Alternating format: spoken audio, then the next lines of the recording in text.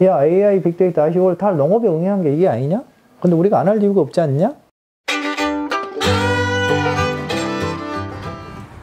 전남 나주에 국내 최초로 농업생산 시범단지가 조성되며 에그리테크가 많은 주목을 받고 있습니다. 농업과 기술의 합성어로 첨단 기술을 도입해 농업의 혁신을 일으키고 있는 에그리테크에 대해 들어봅니다.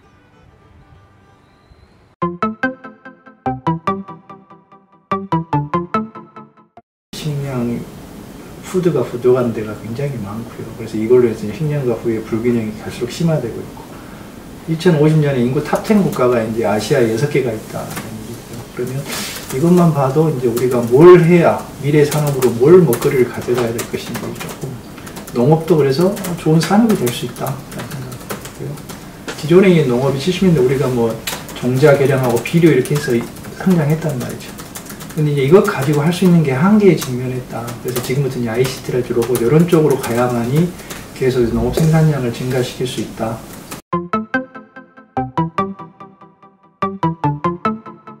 농업을 크게 나누면요, 생산이라는 파트가 있고요, 유통이라는 파트가 있고, 저는 이제 소비라는 파트로 세 개를 나눴어요. 근데 생산에서 하나의 시스템으로 보게 되면 인풋이 있고 아웃풋이 있단 말이에요. 그럼 여기에 생산으로 투입되는 뭐냐 그러면 노동이나 농자재, 에너지 같은 게 투입될 수 있고, 거기서 나올 수 있는 거, 얻을 수 있는 게 뭐냐, 수확량, 양적인 개념하고 품질, 안전한 뭐 농산물 이런 거 얻을 수 있다는 얘기죠. 그럼 우리가 효율 그러면 인풋 대비 아웃풋이에요. 지금까지 농업을 어떻게 지냈냐, 요 인풋에 크게 생각지 않았어요. 노동, 농자재, 에너지 투입할 수 있는 거 몽땅 투입해서 요거 높이는 데만 전력을 해왔어요. 그러다 보니까는 생산성은 농업이 굉장히 낮고 효율성이 낮은 산업이에요. 경쟁력이 없는 산업이었다는 얘기죠. 근데 그게 첫 번째고, 두 번째 문제가 생겼어요. 노동, 지금까지 많이 투입했는데 투입할 노동력이 없고요. 비료, 농약 엄청 쏟아부었어요. 환경오염 다 됐어요. 이제 그런 농산물 안 먹겠다고 거부를 해요. 그러면 이제 요 기존에 있는 농업을 할 수가 없어요. 그럼 어떻게, 그렇다고 해서 그러면 이거 줄이지 말고 수확량을 떨어뜨려? 그럴 수는 없단 말이에요. 수확량 품질 높이면서 이것을 최소화할 수 있는 농업, 이 농업이 필요한 거고, 이게 소위 말하는 이제 디지털 농업, 뭐 스마트 농업의 궁극적인 목적일 것이다. 그러면 생산을 어떻게 해야 될 거냐라는 얘기죠.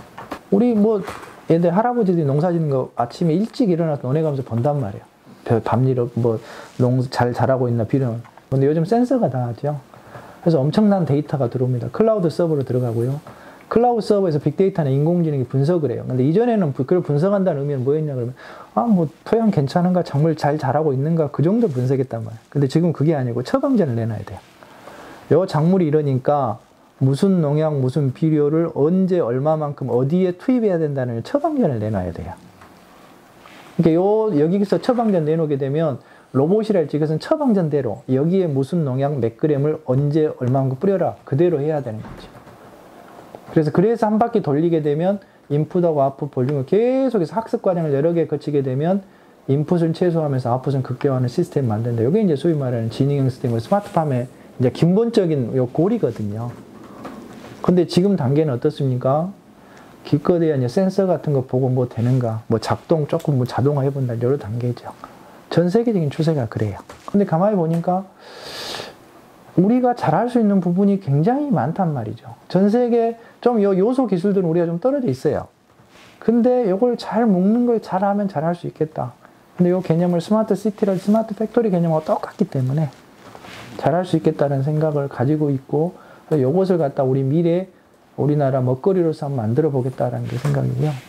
그 다음에 지금까지 문제는 뭐냐 그러면, 우리 현재 시스템은 농민이 돈을 벌 수 없는 구조예요.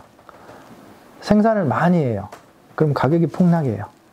생산이 안 되고 흉정이 들어요. 그럼 정부에서 보조금이라든지 뭐 들어요. 그러니까 겨우 딱 유지할 수, 아주 뭐 이렇게 표현해서 좀 굉장히 낮은 수준의 수입이 유지될 수 있는 구조예요. 근본적인 목적은 수급 조절 문제 같아요. 근데 수급 조절 지금까지 몇십 년 동안 했는데 못했어요.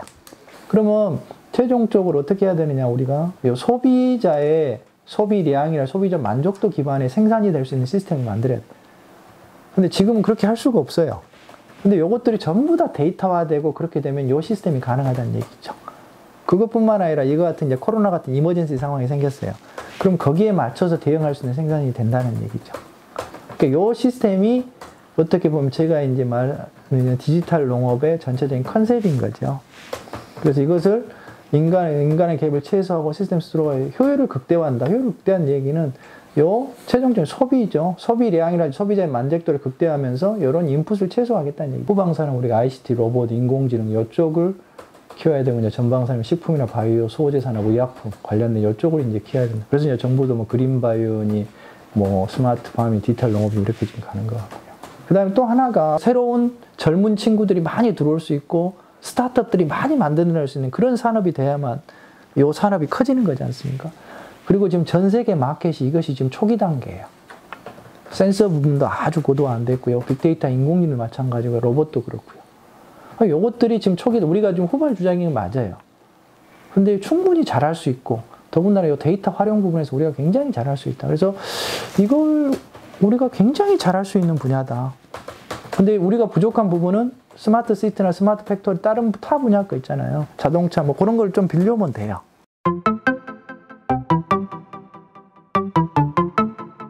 그 우리 벼 있죠. 벼 하게 되면 거치는 과정이 뭐냐 그러면 경운, 정지, 이양, 시비, 방제, 제초, 수확을 거쳐요. 이 단계별로 잘 돼야만이 좋은 쌀 한 알이 나와요. 수확량이. 근데 경운이 잘 됐는지 정지가 잘 됐는지 이게 단계별로 알 수가 없어요. 그래서 그래 그렇다면 이 드론을 가지고 해볼까 라는 생각을 했었는데 이양을 바로 했어요. 이양 직후거든요. 그러면 요거 이제 그 딥러닝으로 요 육묘를 인식을 합니다. 그럼 인식을 하게 되면 지금까지는 이 방에 뭐 30cm, 20cm 간격으로 뭐 30 곱하기 20으로 벼 한 그루가 들어간다 그러면 딱 몇 개 들어가 나오지 않습니까? 근데 지금 여기가 몇 개가 들어가 있는지, 그러니까 이양률이 몇 %인지 알 수가 없어요. 그럼 결주가 된 게 몇 %인지. 그래서 드론을 이용을 해서 딥러닝 써가지고 인식을 했거든요. 그래서 보니까는 요거 인식 정확도도 영상 처리해보니까 쉽지가 않아요. 이것도 물도 있고, 그래서 이제 딥러닝을 썼더니 잘 나오더라고요. 한 95% 되고. 자, 그래서 여기에 인식을 해서 요 이제 이양기가 인식을 하는데, 인식을 해서 저희들이 했고요. 요 다 정보화해서 요 지금 이양기가 가서 지금 이양한 거예요. 그래서 요 데이터를 갖다 그대로 따서 나중에 수확할 때 컴바이너한테 줄 거예요. 그럼 컴바이너는 요 열 따라서 가면 되거든요. 그렇고요. 미싱 레이트를 보니까 결주일이에요. 요 한 줄마다 결주일이 많게는 30%, 적게는 뭐 5% 이렇게 있더라고요. 그러니까 굉장히 결주일이 높은 거예요. 그러니까 평균 요 토탈 해봤더니 요 12.8%, 여기 어디냐면 전라남도 농업기술은 포장이에요. 그러니까 농사를 굉장히 잘 짓는 곳인데 평균 결주일이 12.8%. 그럼 다른 말로 표현하게 되면 벌써 여기서 12.8% 수확량이 떨어지고 있는 거예요. 이런 데서. 근데 우리가 그걸 지금까지 인지를 못했던 거죠. 그러니까 무조건 농약 비료 준다고 하는 게 아니라 수확량을 올릴 수 있는 곳이 어딘가, 뭐가 잘못되어 있는 가, 그것을 우리가 점검해보고 그랬는데 그런 과정이 지금까지 없었던 거죠. 쉽지도 않았던 거고, 이런 것들이. 그런 거고요. 영상을 찍어 요 나다라고 배경을 분리했어요. 그러니까 배경 분리해서 수확량 측정에 그것만 해도 95% 나오더라고요. 근데 왜 장점, 뭐, 외국에서 지금 그 존디어 같은 데 수확량을 어떻게 측정하냐면 콤바인에 수확하게 되면 그 수확량 센서가 달려져 있어요. 근데 우리는 드론을 측정하게 되는 게 수확량 지도예요. 요 지역의 수확량이 얼마다라는 얘기를 다 알 수 있는 거죠. 이렇게 지도하게 되면. 우리가 보고 싶은 영역을 해상도를 1cm 곱하기 1cm도 할 수 있고 10cm 곱하기 10cm. 왜? 영상에서 따온 거기 때문에요. 3차원 만다는 얘기는 되짚어 볼 수 있고 뒤집어 볼 수 있고 우리가 원하는 대로 돌려볼 수 있다는 얘기거든요. 마음대로. GPS 좌표하고요. 구글 지도랑 맞춰보니까 GPS 좌표가 잘 되더라고요. 확인했고. 여기는 사과 뭐 나무 키가 높으니까 노즐을 다 열어야지. 요걸 갖다 지도화해서 다 여기다 로봇에다 집어넣게 되면 이대로 움직이게 되면 농약을 엄청나게 절감할 수 있다는 거죠. 그다음에 이건 이제 저희들 이제 그 양파 이렇게 수확해 놓으면 이것을 자동적으로 수집해서 포장에 담는 로봇을 만들고 있거든요. 그래서 이걸 가는데 양파를 개수를 파악하고 있어요. 인공지능으로. 개수가 많다 그러면 로봇이 천천히 가라, 적으라 뭐 빨리 가라 뭐 이런 거거든요. 그 다음에 이것은 이제 로봇하고 드론하고 협업하는 거예요. 그 다음에 우리나라 농경지는 대부분 다 이렇게 90도예요, 길이. 그럼 90도 이렇게 자율주행할 수 있는 뭐 트랙터랄지 로봇 이런 것들 해서 지금 저희들 뭐 이것까지 뭐 다 돼 있고요. 앞으로는 어떻게 될 거냐 그러면 여기 트랙터가 뭐 10대가 이렇게 돌아다니거든요. 작업을 해요, 인공지능. 근데 여기 누군가를 커맨더가 있어서 작업 잘하고 있는가, 그다음에 서로 너희끼리 잘 협조하고 있니 이런 걸 관찰해서 그게 이제 드론이 될 것이다 생각을 하고 있고, 그 다음에 앞에 장애물이 있거든. 사람이 있어요. 야, 몇 미터 앞에 장애물 사람 있다. 그러니까 천천히 가라 그랬다가 앞에 도달하게 되면 멈춰서 스탑한다든지 뭐 이런 것들을 저희들께는 아직은 초기 단계죠. 드론하고 로봇하고 이렇게 협업하는 것들. 농업 현장을 다 이렇게 에어비를 놓고 컴퓨터 속에 다 집어넣고 싶은 거예요. 왜? 농업 한 작기 걸리는데 1년 걸리니까. 이런 걸 컴퓨터에 집어넣으면 우리가 1년에 뭐 수만 번 농사 지을 수 있지 않습니까? 농기계도 지금 이제 뭐 잘 아시는 탄소 때문에 이제 못 사요. 그 티어 4 해가지고 탄소 저감 가지만은 오래 못 갈 것 같아요. 그러면 이제 수소랄지 전기 쪽으로 빨리 가야 되고. 그 다음에 제일 조금 공을 들이고 있는 게 이 부분이에요.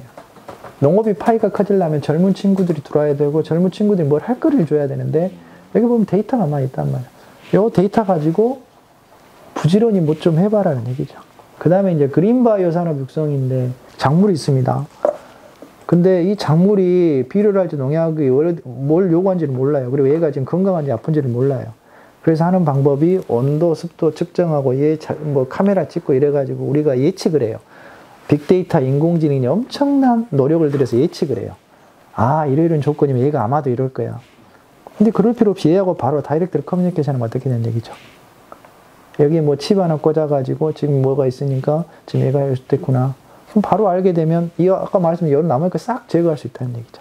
그런 시대를 우리가 준비해야 될 거다. 그래서 그렇다면 이걸 하는데 이걸 제일 잘할 수 있는 곳이 어디냐라고 생각이 들면 물론 제가 이쪽이지만 광주 전남이다라고 저는 생각을 했어요. 온실도 광주 근방으로 엄청나게 퍼져 있고요. 그 다음에 조금만 지나게 되면 엄청난 농경지들이 우리나라 최대의 농경지들이 쫙 퍼져 있어요. 그 다음에 또 하나가 뭐가 돼 있냐. 전남은 해안 따라서 전부 다 양식장, 수산물 가공장이 쫙 퍼져 있어요. 그럼 이 기술들이 어떻습니까? 농업, 온실, 축사, 뭐 수산물, 양식장 다 적용되고 있어요. 그러니까 제가 아무리 연구를 여러 군데 다녀봤는데 이만큼 입지적 좋은 곳이 없다. 디지털 농업의 글로벌 허브로 만들어 보는 게 이제 꿈이었던 거죠. 그럼 이걸 하려면 어떻게 해야 되느냐라고 그때 이제 계획을 세웠던 게 첫째, 이것이 된다는 걸 보여줘야 된다. 그래서 디지털 농업 시범단지를 조성을 해야 되겠다. 라는 생각을 해서 그래서 나주에 지금 시범단지 조성해서 지금 하고 있는 거고요. 그러면 시범단지가 조성이 되면 그 다음에 뭐 해야 되느냐. 아까 있는 요소 기술들이 들어가서 시스템이 갖춰져야 돼요. 그래서 그 시스템이 이제 센서든 로봇이든 들어가서 작동을 해야 되고 그러면 이런 것들이 잘 되려면 뭐 해야 되느냐. 여기에 기술이고 산업이고 인력을 대표해줄 수 있는 것들이 집적화된 단지가 필요하거든요. 전 세계 글로벌을 거다면. 근데 제가 요걸 기획하면서 요것이 내가 하는데 내 정년 한 20년 안에 요거 해려면 성공하지 않을까 했는데 지금 뭐 거의 여기까지 와버렸으니까 이제 그 과기부 잘 아시겠지만 스마트팜 있지 않습니까? 이게 지금 나름대로 로드맵 만들어 놓고 진행을 하고 있더라고요. 그래서 잘 만든 것 같아요. 그래서 요것들이 변동해서 빨리 갈 것 같고 지금 이제 정부에서 보니까 이걸 부처마다 하다 보니까 예산이 너무 중복되는 것도 있고 효율성이 낮지 않느냐. 그래서 이제 다 붙여 스마트팜 패키지를 요걸로 다 모았어요. 그래서 올해 이제 내년부터 7년대 3,800을 여기다 R&D를 투자를 하거든요. 계속해서 이제 부처에서 만들어지고 있어요. 먼저 스마트팜 혁신별 이제 온실 짓는 거. 그러니까 노지 안동이나 괴사는 영농법인에 있는 그 땅에다가 진행을 해요. 그러다 보니까 현장에 적용될 수 있는 걸 해야 되는데 저희들은 이제 단계별로 지금 당장 3년 뒤에 적용될 수 있는 기술, 5년 뒤에, 10년 뒤에 어떻게 돼야 될 것인가. 그런 것들까지 종합적으로 테스트하면서 우리가 앞으로 디지털 농업을 구현하는데 어떻게 가야 될 것인가. 종자과일소라는 어떤 게 되면 이 전남 지역의 원종, 그러니까는 농민들이 필요한 원종 그 종자 있죠. 그것을 생산해야 되는 거죠. 근데 이걸 보니까 그 면적이 어마어마하게 넓어요. 한 80헥타르 돼요. 근데 그 사람이 생산하다 보니까 인건비도 많이 들어가고 굉장히 비효율적이에요. 그러면 그것을 갖다 그 지역을 이런 첨단화된 시스템 구성하게 되면 좋은 종자도 생산할 수 있으면서 굉장히 효율적으로 할 수 있겠다라고 해서 이제 전라남도하고 얘기해서 여기에다 지금 이렇게 구성을 하고 있는 거죠. 50헥타르 하고 있고, 하고요. 여기 컨셉은 이렇습니다. 아까 얘기했던 모든 데이터를 갖다가 관제에다 넣고 이 관제센터에 접속할 수 있는 스마트폰 하나면 뭐가 모니터링 할 수 있고 제어할 수 있는 시스템을 구축해 보겠다. 자율주행 농기계 로봇, 다 있고 이것을 갖다 클라우드를 다 연동을 해서 빅데이터 인공지능 써서 지능적으로 결정을 하고 이걸 클라우드 연동해서 언제 어디서나 볼 수 있고 제어할 수 있고 모니터링 할 수 있겠다라는 이 컨셉을 이제 구현하는 거죠.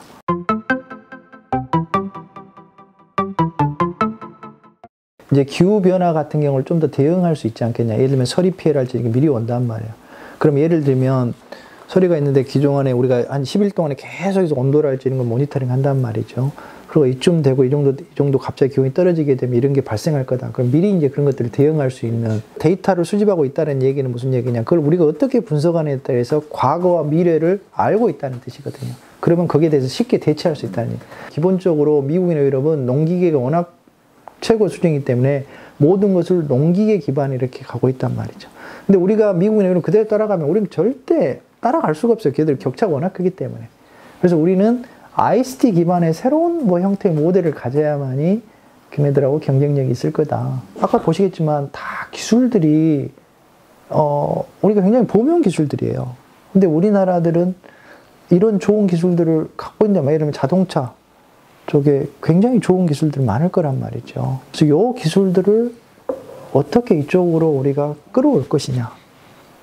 저는 그게 굉장히 관건이고, 우리가 지금 농업이 기존에 있던 농업에서 새로운 패러다임을 전환을 가고 있는데, 이것은 누가 올바른 식견을 가지고 설계하느냐에 따라서 10년 뒤의 모습은 달라질 거다. 정부가 이것을 투자할 만한 가치가 있고 앞으로 굉장히 가능성 있는 산업이다라고 생각을 하고 있거든요. 저는 정부랄 때 특히 이제 정책을 결정하는 입장에서 이 디지털 농업을 그냥 농업적인, 그러니까 어때 푸드 프로덕션 개념이 아니라 새로운 어떤 신산업, 우리 한국이 투자해야 될 신성장 동력 개념으로 한번 좀 봐달라. 그리고 미래의 어떤 신산업은 그냥 어떤 거기에서 나오는 어떤 생산량, 생산액이 아니라 어떤 생산과 함께 사회적 가치가 오르는 데서 진짜로 새로운 신산업이 나올 거다. 근데 농업은 지금 봤을 때는 그걸 두 개 다 갖추고 있지 않느냐. 그래서 그런 관점에서 미래 디지털 농업을 좀 봐달라. 그리고 거기에 맞게 정부도 방향을 끌고 가고 투자를 좀 해달라. 이런 얘기를 좀 간곡히 드리고 싶더라고요, 정말. 그러니까.